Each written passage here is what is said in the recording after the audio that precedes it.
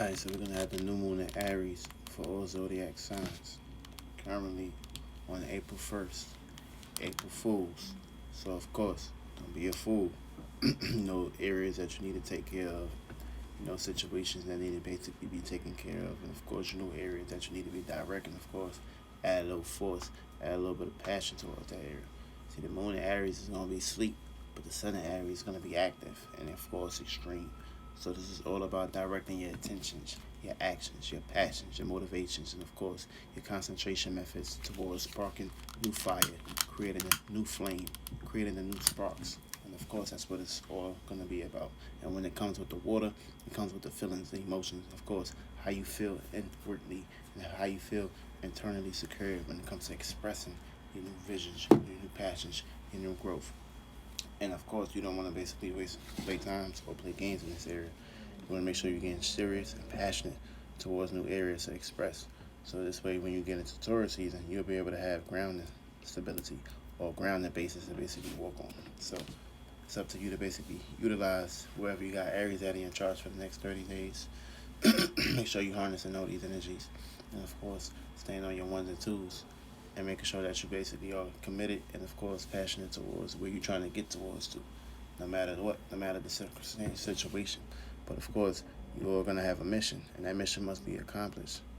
And of course, wherever you got this at is gonna be predicated towards your house, and more often than not, your moon sign. Certain moon signs may not cater towards these certain energies, but of course, individuals got learning processes. Individuals gonna have conjunctions. Individuals gonna have gifts, and individuals gonna be dealing with opposites. But of course, everything is correlating towards you learning and of course expanding when it comes to your experiences. This way, history won't repeat itself, and you will basically be repeating his story. You will be basically repeating your mysteries, and of course, traveling through it, and of course, making new ways to basically direct these energies and get these things passionate, smart towards areas that you're trying to obtain, areas that you're trying to stand on when it comes on the stage, areas that you're trying to move forward.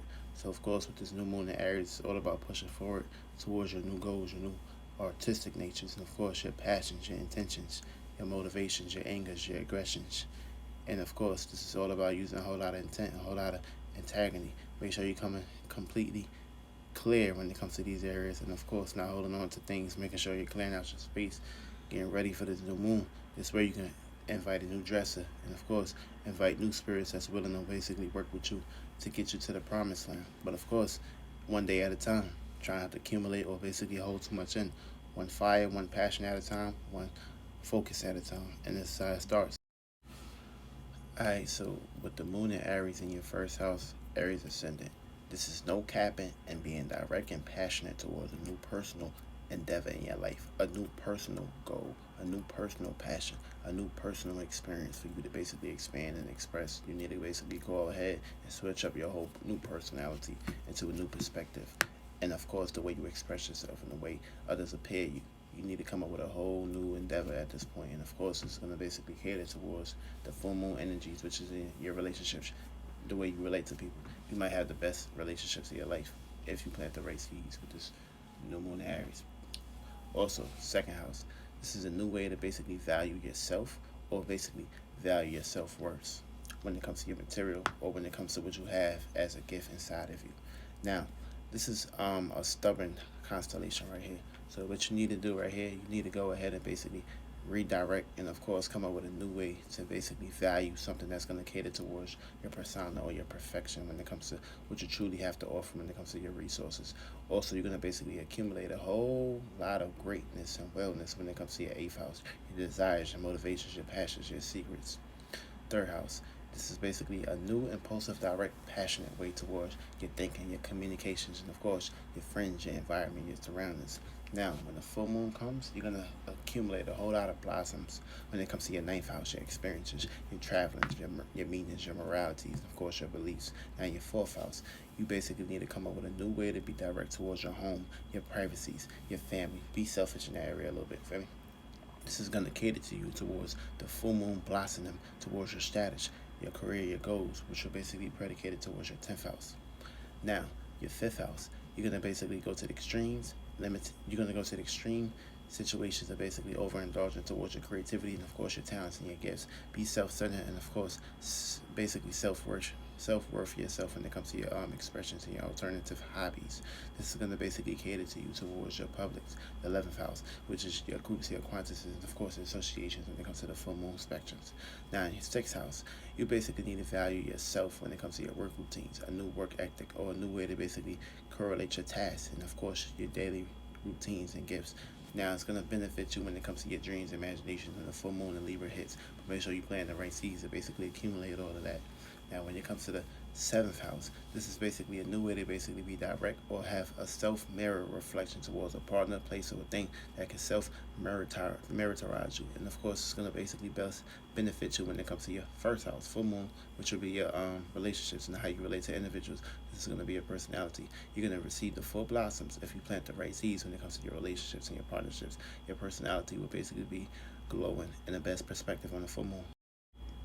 Now, with the new moon in Aries in your 8th house, you're going to be going through some trauma in this area, but you need to take these energies and then develop a new way to basically have an impulsive, desire, passionate endeavor when it comes to your secrets and, of course, what motivates you to get out of bed. You need to come up with a new sexual urge, a new sexual passion, a new manipulative tactic, a new behind-the-scene tactics when it comes to your goals, your ambitions, your manifestations.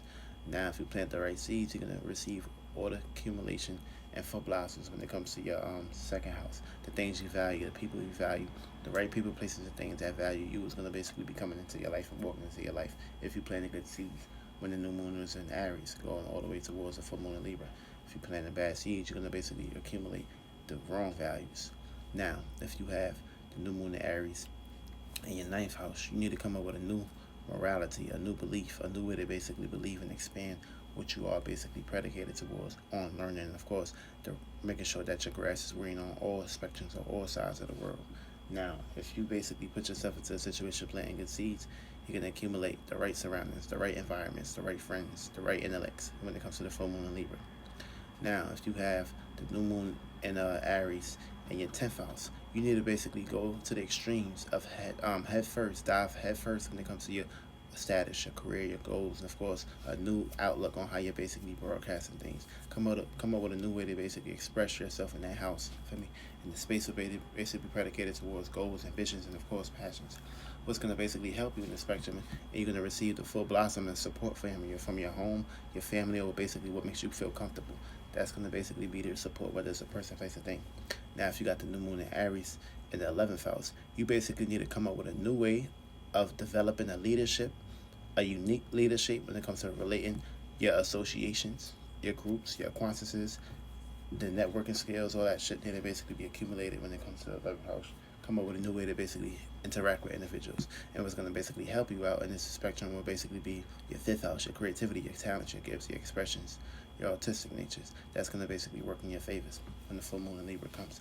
And last but not least, if you got the new moon in Aries in the 12th house, you need to come up with a new direct way towards your dreams, your spirituality, your belief systems, your way of basically ascending, or things that you basically truly value behind the scenes, and of course, behind closed doors or the subconscious realm.